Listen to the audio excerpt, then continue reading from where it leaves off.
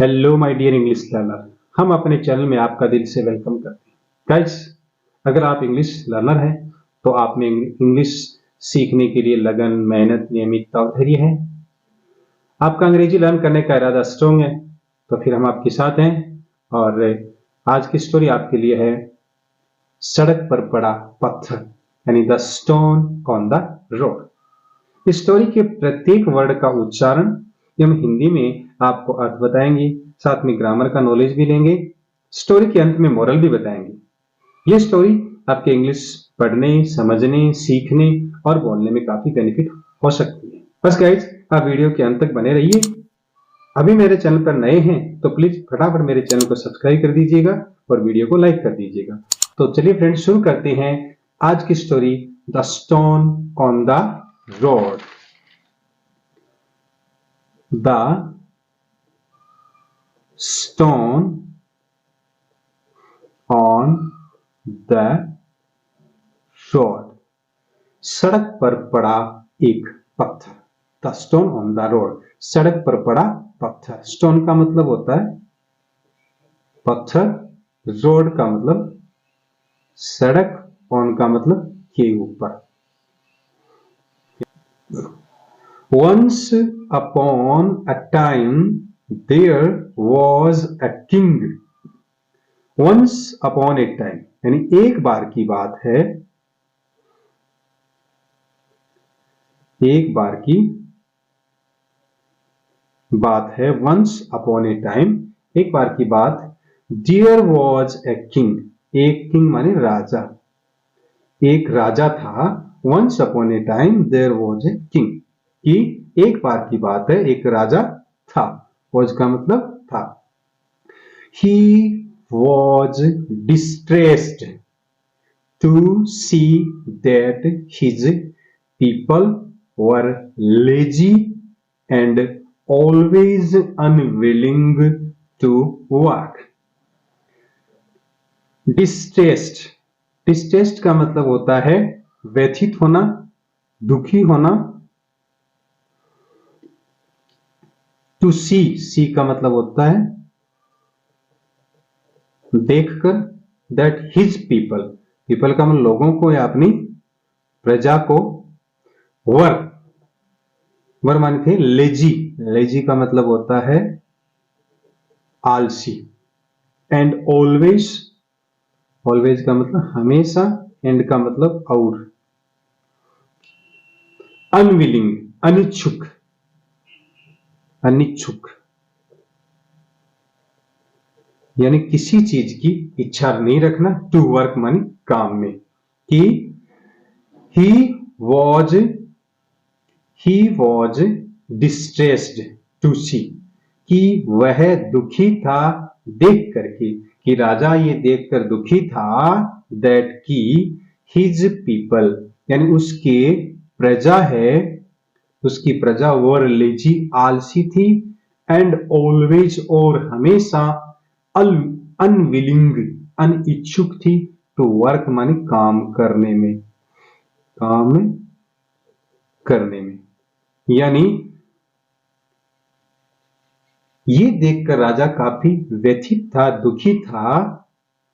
कि राजा काफी दुखी था कि उसकी जो प्रजा है वो आलसी थी और हमेशा किसी कार्य को करने में अनिच्छुक थी, यानी उसकी इच्छा नहीं होती थी। आलसी लोग थे राजा की जो प्रजा थी। To teach them a lesson he got a large stone put in the middle of the road. To teach them a lesson, teach का मतलब सिखाना या पढ़ाना। टू टीच सिखाना, देम माने उन्हें यानी अपनी प्रजा को। अ लेसन सबक, एक पाठ पढ़ाना। कि to teach them a lesson, उन्हें या उनको एक सबक सिखाने के लिए। He got a large stone put in the middle of the road. तो राजा क्या करता है अपनी प्रजा को सबक सिखाने के लिए। He got a large, large का मतलब होता है विशाल, बड़ा सा। स्टोन, पत्थर। पुट, रखता। इन द मिडिल, मिडिल का मतलब मध्य में या बीच में।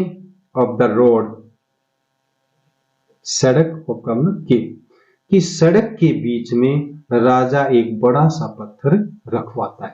यानी राजा एक बड़ा सा पत्थर रखा देता है, रखवाया है राजा ने उसके अंदर। कि he caught a large stone put in the middle of the road, कि उसने एक बड़ा सा पत्थर है वो सड़क के बीच में रखवाया था। नेक्स्ट डे सम मर्चेंट्स, यानी पत्थर सड़क के बीच में पत्थर रखवाने के बाद next day some merchants pass that way and faced inconvenience. Next day, अगले दिन। नेक्स्ट डे का अगले दिन। सम, कुछ। सम का मतलब कुछ। मर्चेंट्स यानी व्यापारी, कुछ व्यापारी। पास्ट माने गुजरते हैं, यानी गुजरे। पास्ट माने गुजरे। दैट वे, दैट का मतलब उस वे माने रास्ते से, यानी जिस रास्ते पे राजा ने पत्थर रखवाया था उस रास्ते से अगले दिन है सम मर्चेंट्स, कुछ व्यापारी है वो पास माने गुजरते हैं उस रास्ते से जहां पर राजा ने पत्थर रखवाया था वहां से गुजरते हैं। दैट वे माने उस रास्ते से। एंड फेस्ड, और फेस्ड का मतलब सामना किया, उन्होंने सामना किया। इनकन्वीनियंस, इनकन्वीनियंस का मतलब होता है दिक्कतों का, परेशानियों का, है ना। परेशानियों का, परेशानियों। राजा ने उस मर्चेंट्स ने एंड फेस्ड इनकन्वीनियंस, और उन्होंने परेशानियों का सामना किया। यानी पत्थर जो सड़क के बीच में पड़ा था, कुछ व्यापारी जो वहां से नेक्स्ट डे गुजरे थे उन्होंने भी उस पत्थर से परेशानी हुई। Then an officer broke his arm through his carriage being overturned by the stone. Then, फिर, यानी उसके बाद जो मर्चेंट्स गुजरे थे उसके बाद फिर या बाद में एन ऑफिसर, एक ऑफिसर यानी अफसर, एक अधिकारी। ब्रोक हिज आर्म, ब्रोक मानी तोड़ दी। हिज मान आर्म मानी भुजा, हिज मानी अपनी, थ्रू के द्वारा, के द्वारा या से। हिज कैरेज मतलब अपनी गाड़ी से, जो गाड़ी बीइंग ओवरटर्न, कैरेज माने गाड़ी, बीइंग ओवरटर्न पलट गई थी, पलट जाने से। क्या होता है बीइंग ओवरटर्न, पलट जाने से। कि then an officer broke his arm, फिर एक ऑफिसर अपनी भुजा तुड़वा लेता है, अपनी बाह तुड़वा लेता है। इससे थ्रू हिज कैरेज, अपनी गाड़ी से। बीइंग ओवरटर्न्ड, जो पलट गई थी बाय द स्टोन, उस पत्थर से, यानी उस पत्थर से टकरा करके उस ऑफिसर की गाड़ी पलट गई थी और जिससे उसकी भुजा टूट गई थी, उसकी बाहें टूट गई थी। A young soldier also fell from his horse and fractured his leg. And young, एक युवा, soldier सिपाही,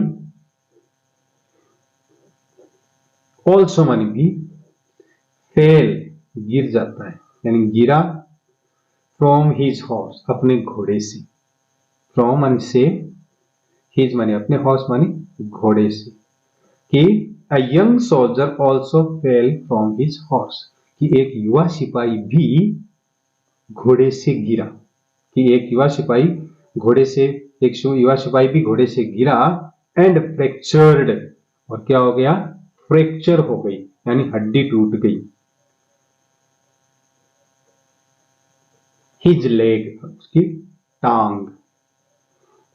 की एंड फ्रैक्चर्ड हिज लेग, और उसकी टांग टूट गई, उसकी टांग में फ्रैक्चर आ गया उस पत्थर के कारण, जो पत्थर सड़क के बीच में रखा हुआ था।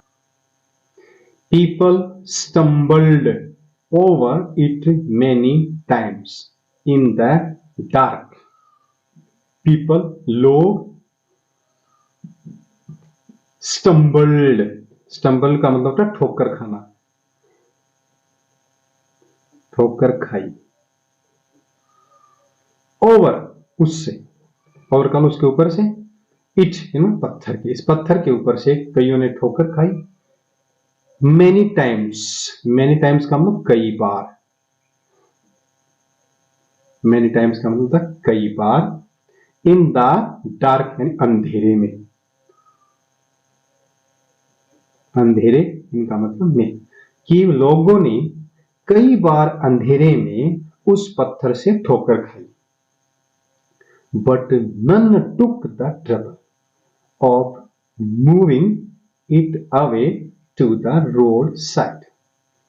But none took the trouble, लेकिन किसी ने भी परेशानी नहीं ली। नन का मतलब कोई भी नहीं, कोई भी नहीं। टुक एंड ली, द ट्रबल मन परेशानी। ऑफ मूविंग, मूविंग का मतलब हटाने, अवे मन दूर,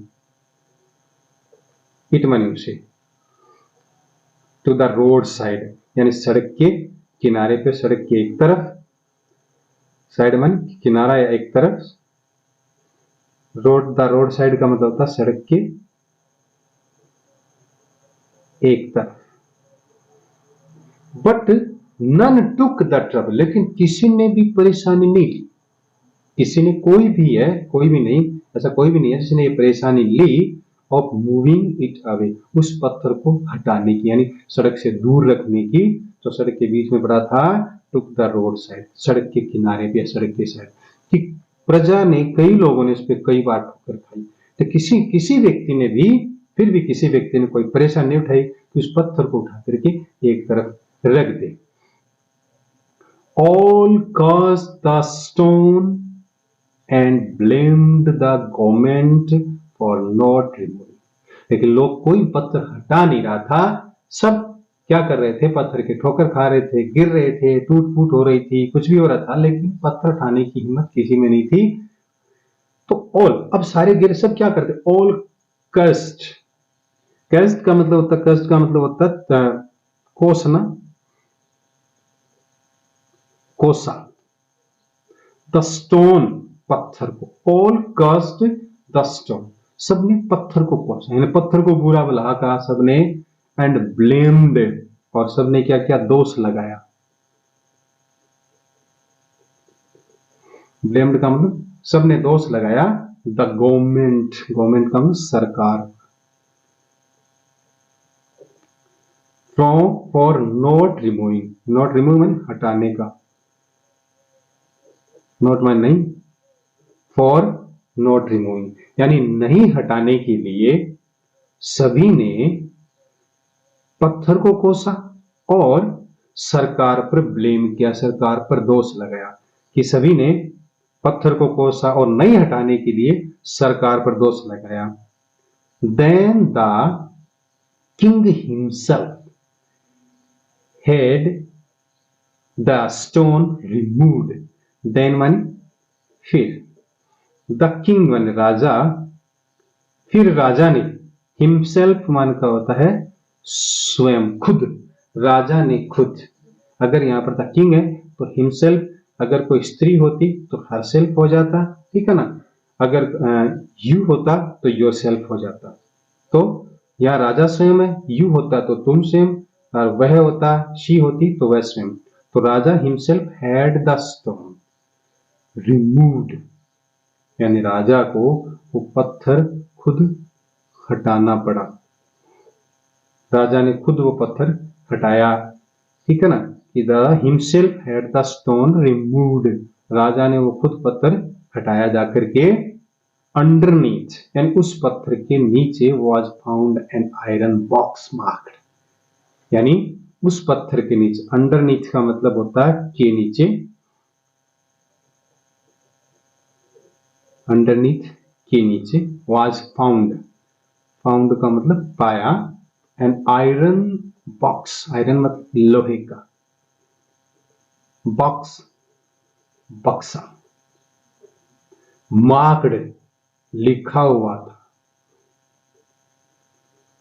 लिखा हुआ कि अंडरनीथ वाज फाउंड, तो उसके नीचे पाया, यानी जो पत्थर रखा था, जो राजा ने हटाया था, उसके नीचे क्या पाया, एन आयरन बॉक्स, एक लोहे का बक्सा मिला उसके अंदर, उसके नीचे मार्क्ड, और जिस पे लिखा हुआ था, उस बक्से पे लिखा हुआ था, क्या लिखा हुआ था, for the man who moves away the stone, for the man, उस आदमी के लिए, उस